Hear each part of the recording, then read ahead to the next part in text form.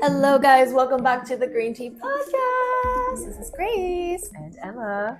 All right, so today's episode is very unique because we're here live today, which we've been doing in the beginning, but, it got expensive. Yeah. So today is really like a freestyle episode. We're just like talking like friends more than our usual episode.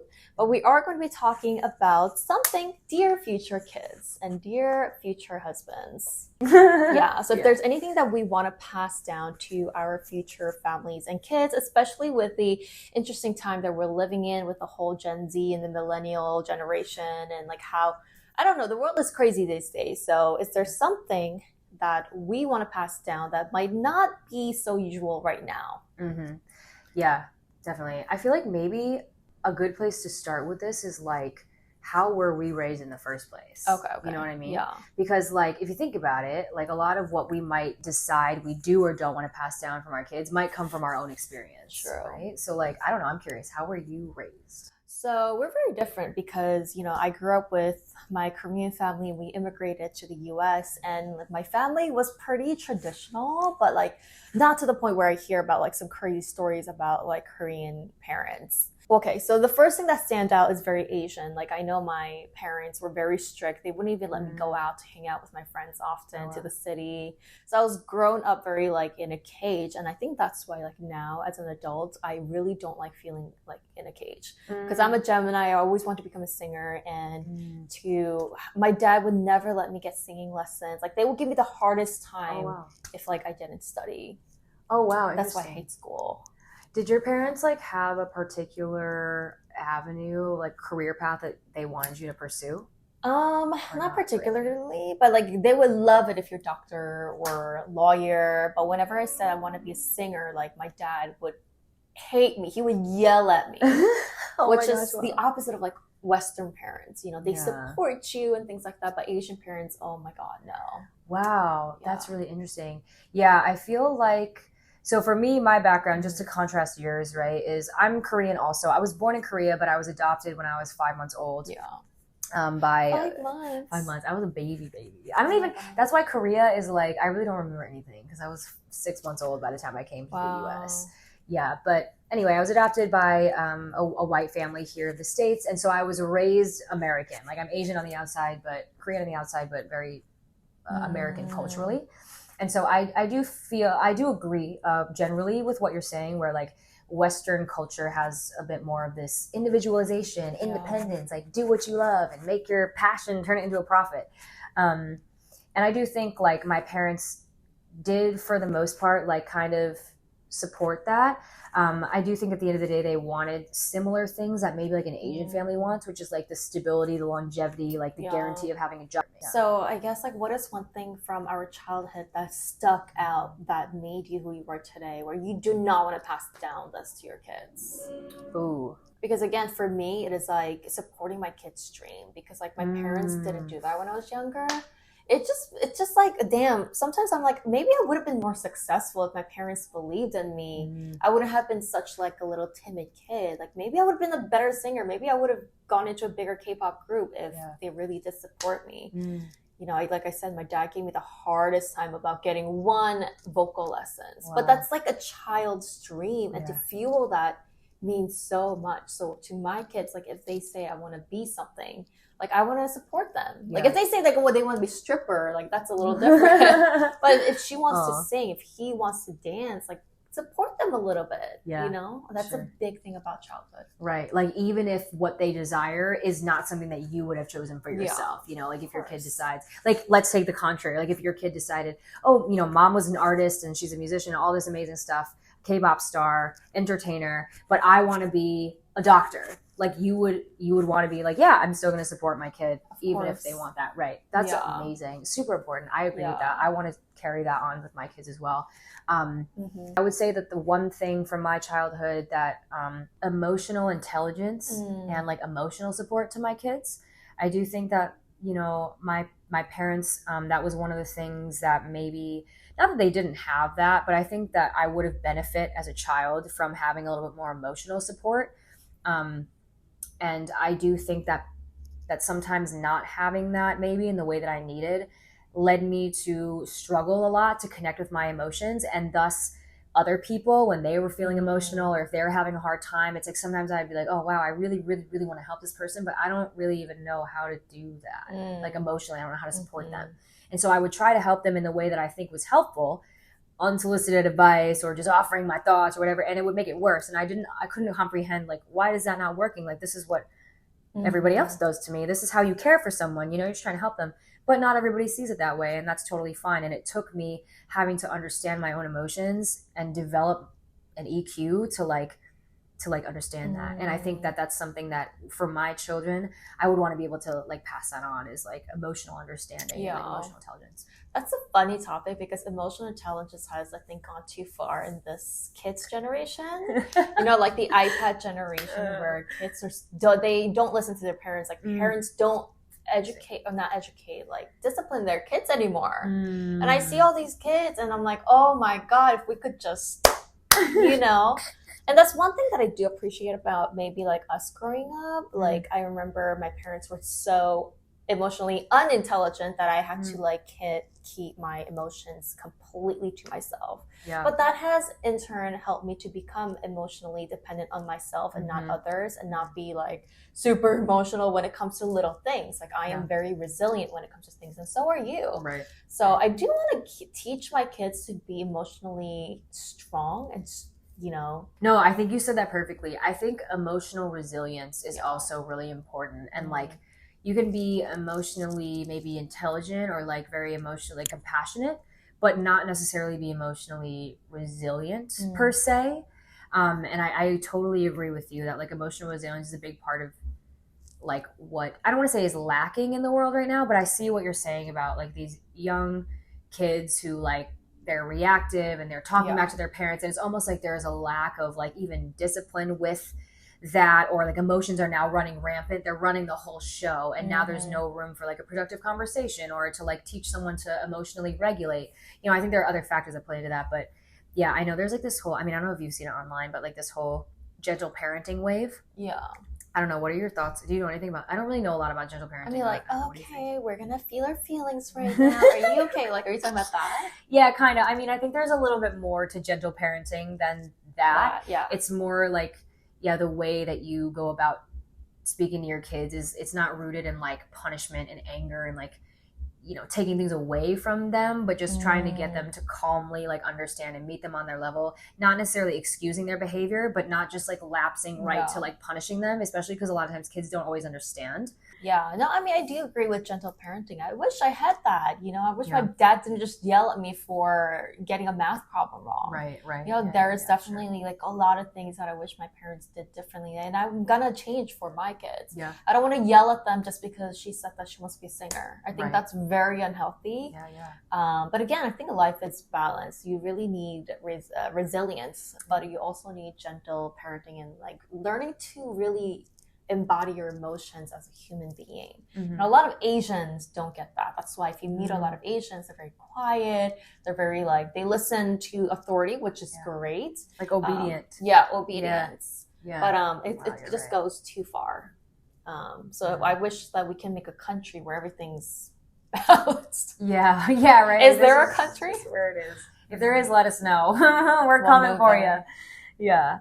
That's so interesting. I wanted to like say something else about this too, right? In terms of the astrology. You can look at the rising sign and get a certain, what is the word I'm looking for? Like certain aspects of maybe how you are might be reflected through the rising. So I wanted to ask, because I know about your chart.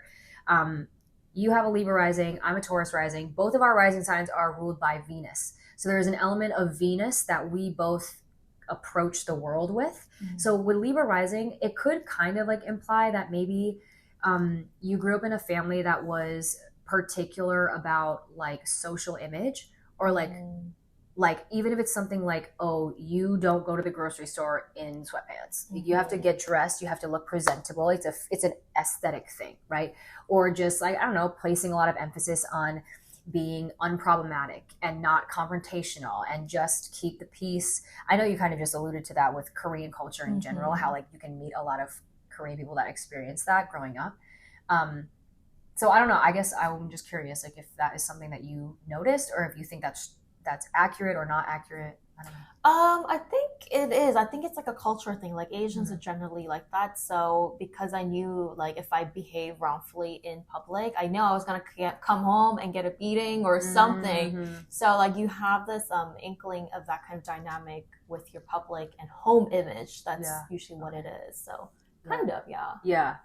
And then so for me, like I have a Taurus rising, and Taurus rules the second house of value, money, nature, simple things. It's an earth sign, so it's very practical. And I do think for me it does resonate because when I was young, I grew up on a farm, like very immersed in nature. I love nature. I love being outside. It brings me a lot of peace. And I was taught to really value nature and to value my time in nature. And as an adult, I still love it. I mean, we're here in New York City, and I love every opportunity I get to like get out of the city and like reset, hug a tree. Yep. I love it. Hug a tree, put my feet in some grass. But the one thing that I would say I definitely think I gathered from my childhood is the money aspect. I remember being younger and my father telling me, you know, you're a woman, don't grow up to like fully depend on a man financially. Like he wasn't saying there's anything wrong with, you know, if you end up meeting somebody who is able to care for you financially, but he was saying make sure that you have the skill set in case you don't end up in that situation. Have the skill set to know how to make your own money and keep yourself financially self-sufficient so that you can survive. I think it's afforded me a certain amount of like freedom and independence. Oh yeah, I think that is so important because I think a lot of women can get lost in relationships, and because when it comes to marriage, a lot of times women don't work anymore and take care of kids. And let's say 10, 15, 20 years later, you get a divorce or your husband dies. What are you going to do then? You lost all your skill set. Yes. So being independent and being able to stand in your own power, whether you're solo, single, divorced, in a relationship is so important. I think we live in a really good time where women can work and have that kind of power to stand alone and not be defined by another person. Yeah, beautifully said. I think it's so well said. And it's really true. I agree with that. We're coming into new times where like traditional values and traditional setups still exist, but it's cool to see that we now have a little bit more freedom and agency to choose the life that we want that may not be traditional, you know. And I think I agree, it's an amazing thing. Yeah, because you know, like I love to work and be on my own, but I know when I was in a relationship, like I throw out half of my brain. And then, you know, like you bring so much trust to somebody that you trust this person with your money and finances, and you just forget that sometimes it could end. Yeah. And when it did end, it's like, wait, who am I? Like, oh my God, like I need to get my money back. Like we just started a business together. Well, like what do I do? How do I do taxes on my own? Or how do I do this on my own? And it's like you're left so kind of distraught. So I'm thinking like if I was in that position with kids and I haven't been working for 10 years, 20 years, I would be not in a great place at all. So then out of that, like what would you say is like one of the biggest lessons that you learned from that situation, like the situation that you had been in, like with work and stuff or whatever you want to when it comes to relationship, I just recently learned this, is that attachments cause suffering. And if I knew spirituality a little bit earlier in my life and knew that things come and go and there's always change in life, I think I would have always like had my own, you know, me 24/7 instead of like letting this person be the pedestal in my life and being the king of my life. Which I respect men. I respect my man if I'm in a relationship, but you know, if it's so tough when it ends and I lose myself. At least that's for me the case. So I wish I knew that I am the main movie star of my own life. I am the main character of my own book, and I can't let somebody else be the main character because then I don't exist. Right. I feel the same way in that in the past in relationships, I've like lost myself in the relationship. I've lost myself becoming who somebody else needs me to be, or who somebody else wants me to be, or who somebody else would like the most. And there's a price to pay for that. Obviously, there's like your whole sacrificing your individuality and who you really are to appease another person. But it's funny because as I do more of this work on myself or with myself, and as I grow, I realize, wow, you know, it's so empowering and freeing to like actually consider what you might want in life and who you are if somebody else wasn't there to like always make the calls and stuff like that. Especially characteristics. I don't know about you if you do this in relationship, but I know with me, I feel like this need of approval from my partner to even just enjoy things, you know. I'm like, oh, I'm not traveling with you, like, can I enjoy that? But yeah, now I'm learning to enjoy things on my own with my friends, just living in this moment, even being in this hotel. Like, I want to enjoy this freedom on my own because life is short, you guys, and we're the youngest today, and it's not coming back. And I am the, again, main character of my own movie. Who else is going to be? You know? Well, I guess like talking about relationships, what kind of qualities do you want in a husband material so that we can have a peaceful and idealistic relationship with our kids as well? I mentioned this already earlier, but like emotional intelligence is really important to me. And I think it's because, to be quite honest, I think it's because that's an area where I struggled for like a part of my life until I really started to understand like what's the problem and what I need to do here. And it was develop emotional intelligence. I think I put a lot of effort into trying to understand that. And now I desire that in a partner. That's really important to me. And I have dated people in the past who have been very emotionally rigid, or maybe I would say even a little bit emotionally immature. And I'm not counting myself out of that either, of course. And I never realized like how much of a detriment it creates to developing emotional intimacy with somebody. I really want a relationship that I can go like super deep in terms of like how I'm getting to know my partner and like, you know, deep emotionally into like how we're feeling. I mean, I could go on forever, but like I know it's also not like a laundry list, you know? So, but I don't know. What about you? What are some things? It's really interesting because for me, emotional intelligence, like he has to be emotionally intelligent for just society to be functional. But like I don't really feel like I have to go deep with that person. Yeah, sure. I don't know what it is. Yeah. Like we can, it's fine. But like I feel like maybe the way I grew up, if I'm too emotionally involving deep with this person, I feel like I'm gonna get hurt one day. Like it's just too much like gutter. Not, I don't want to say gutter, but like it's too much things that's going to be distracting. So yeah, I'd rather have a more of a better, what do you say, like a moral fit, more of like not a business transaction, but a little business transaction, meaning like our lifestyle has to fit. I think that's a bit more important, and then emotional comes. Would you say like valuing the same thing and wanting like the same thing for the future is important? I think that's more long lasting, because when it comes to emotional, it just becomes so like dirty in a way that like it just becomes so human to me. You don't like that? That's funny. See, I feel like I love that about it, that you can go so deep with somebody that because to me that's what it feels like to be intimate, to be vulnerable, to be truly vulnerable is not always, but it can look like putting yourself in that position where you are so close with somebody that you do run the risk of getting hurt. But to me, I kind of feel, maybe this is just something wrong with me, but I don't know, I feel like that's like a deep love is something that I really desire, you know, and I feel like that's how personally, one of the things that I would want to experience to be able to reach that point. But I agree with you though, that like values, like having somebody that aligns with my values is like really important to me. Somebody who moves with integrity and who moves with honesty and who like is straightforward, who lives by their value system. Like that stuff is all important to me. You know what I mean? Because you're right. I think that like apart from like emotion or like even passion and even like mental conversation, like longevity, it doesn't always come from like you can have a passionate connection with somebody, but there's no longevity. Like a lot of hookups we talk about, like, oh, I have this like great chemistry with this person, but then it's like it's hot for 2 weeks and then there's nothing, you know, and you're like, what the heck?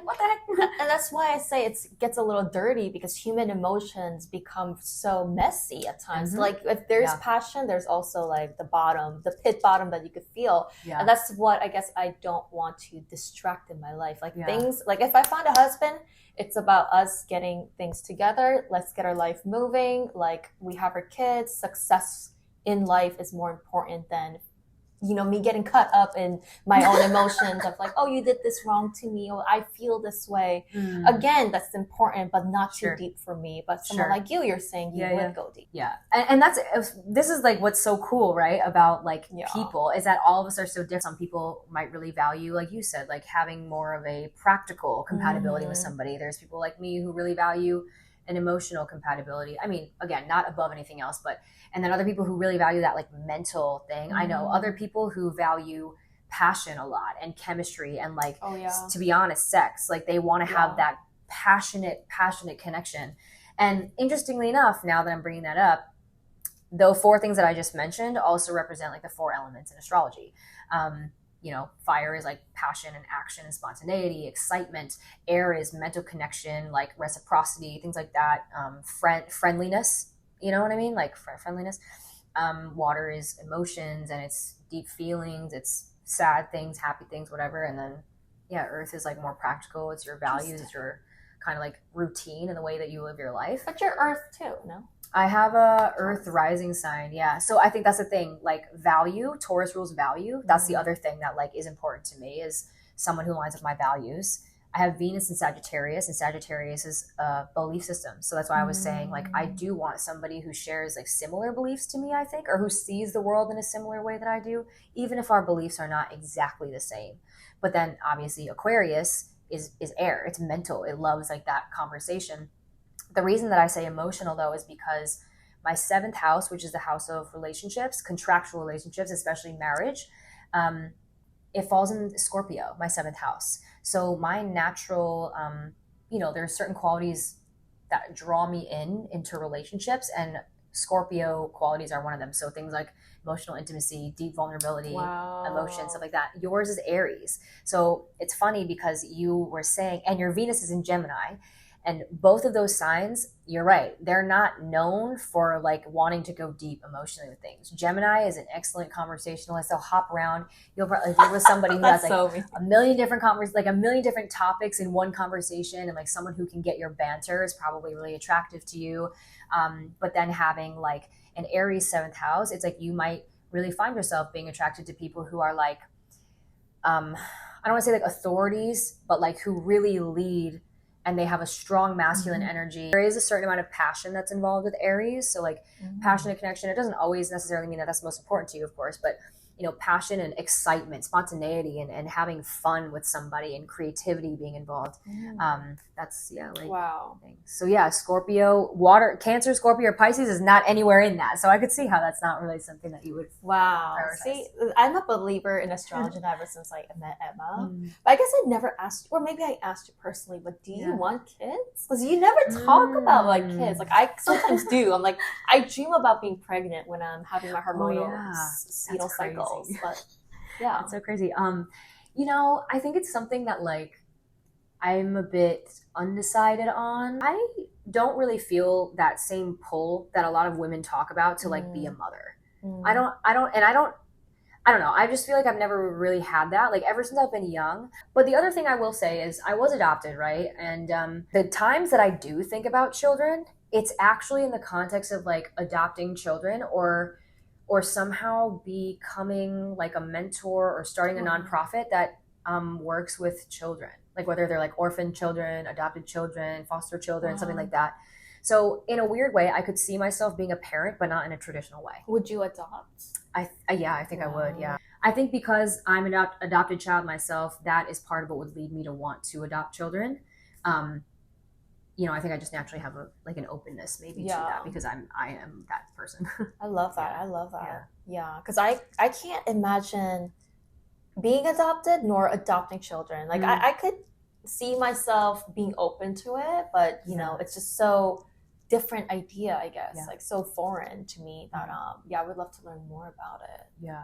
Different, and who knows, like if I wasn't adopted, I don't know how I would feel either, you know what I mean? I don't know if it would just be something that would be so difficult to like understand that I wouldn't be open to it, or it would just take some convincing or open-mindedness. But I mean, I think at the end of the day, like regardless of how you choose to acquire your children or how they come into the world, if you want to be a parent and you put good intention and effort behind being a parent, then that's I don't want to say it's all that matters, but that's really important, you know, whether it's a kid that was born from you or something else. What matters is what you give to that child. Yeah. You know, what you pour into that, not necessarily where they came from, you know. Yeah, absolutely. Yeah. If you know those sci-fi movies and books, they always talk about humans becoming pretty much asexual and not having relationships anymore. And in a way, I could see that happening, especially as you know, like everybody having situationships, which I think totally I don't believe in. But I do believe like a lot of people are choosing to be more single and, you know, not having kids. And I think that's turning us to a path where we, again, put ourselves first than others. So I could totally see us like in the sci-fi movie where nobody has relationships. It's just friendships. Yeah. And having so kids through like, you know, domes and stuff. Yeah. That's so interesting. And it reminds me of how, I don't know if you've seen this, but there are these posts all over the internet about people who buy houses like with their friends, and then they like live together with their friends instead of like, you know, getting married, buying a house. Okay. It's like they'll go all in and collectively like 6 of them will buy a house and they just like live together in this big house in Mexico or somewhere, whatever. It's like a different way, of like living where they're not catering to the pressure of like following traditional life paths of like getting married, having a kid, all this stuff, and they're just like, oh, you know what? I haven't found that yet, or I don't want that. You know, who knows? And now they're redefining what family is, you know, in their own way. So it's so interesting how there's so many different. Yeah, you said sci-fi movies. Interesting. Yeah. Wow, that's why I always say that I low key dream about having. I don't even know if I'm gonna put this on the episode, but like this like business transactional like marriage in terms of like I see all these political and like celebrities and I know like they're doing this for the show. Oh, I see. They're not really in love. But then there's like a little bit of me. I don't know if it's the Scorpio or what it is. It's like, that's interesting. Like I would totally do that for money or fame or like the political power. Oh, really? Okay. Interesting. See, this is so interesting. Wow. Wait, okay, so that's what I wanted to ask you. In an arrangement like that, like what is the draw to a relationship like that? I think it's the power. Okay. Like it's the fact that I don't know, like be married to a powerful person that will bring financial security. Like I don't dream about like billionaire, you know, riding private jets. That would be great. That's everybody's dream, but that's not really my pinpoint. It's I think the power and like how I stand in front of the world. That's I see. You know what I mean? Yeah, I do. I get what you're saying. Yeah, like the power of it, the influence, the public image, and like the reputation, the way that it will impact you, and the way that you will look because of it. Yeah, that I mean, I get what you're saying. And in a way, it's like cleaner. It's almost like a contract or transaction where I've done love before, and like those are changing, and like people fall out of love, and that's so painful. That's why I say I don't like this deep emotional because you feel the pain, and I felt it once and twice. I'm good. Like let's just do it transactional now. Where we're benefiting in more of like the outer world, if that makes sense. I see. Yeah, for kids, for the second generation, to have healthy kids, to have like a good lifestyle. Like emotional things don't have to be, you know, involved at times. Yeah. I do get what you're saying. I mean, this is part of why like business relationships are business relationships, and like people can have long-standing relationships with like a business partner. Like even something like, you know, I meet people all the time. Oh, you know, they're like, I'm an entrepreneur and like, this is my accountant and he's been my accountant for 20 years, you know? And you're like, wow, like they really, you know, have a relationship that works, you know, or like you said, even people politically. I think we did an episode where you spoke about the Korean, the first lady. Yeah, exactly. And how like a lot of their relationship seems like it could be very, not transactional, but, you know, more rooted in professionalism or like practicality than say like love or emotion or something like that. I mean, there's something to it. Would you be able to do that? Honestly, like a personal relationship or like a life partner? No, I don't think so. I don't think that I could be with somebody that I didn't feel like deeply emotionally connected to, or like, I think I would just categorize that in my head as a business relationship, to be honest. I don't know. I don't think I could. But I mean, I don't know. I've never been in this situation before, so I guess you never. Like, what if like someone like I don't know, Amazon CEO, that guy came to you and be like, Jeff Bezos kind of, you know, status. I don't know. It's like, Emma, we are gonna do this. We're gonna have kids, but I need you for, I don't know, to become a psychological astrologer in our team, and then we're gonna make you seem like a powerful person, but we're a couple. No, I couldn't do it. Whoa. Yeah. No, because I think the way that I think of that is like the long-term impact of that is like my whole life is now whatever this arrangement. Like it's almost like this, I don't want to say decided for me, but it kind of seems like this is a priority, and it's more about like the image of it, or just like how we can mutually benefit one another in like a professional way, which I'm not saying is wrong, but I just personally, for like a loving relationship, I just don't think that would work for me long term. I've just come to realize, like as I've grown, that honoring myself, one of the ways that I honor myself is by really allowing myself to accept that I do want a deep connection with somebody. I do.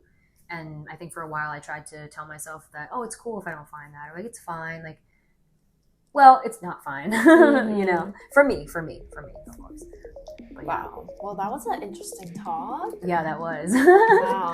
Hope you all enjoyed that one. Well, if you guys have any messages for your future children, or for you are married with kids, like, was it something that you've imagined when you were single? Did it turn out to be like that, or completely opposite? I don't know. Yeah, that's still a journey we have to find out. Yeah. Well, thank you guys so much for watching. Yeah. See you guys in our next episode. Music.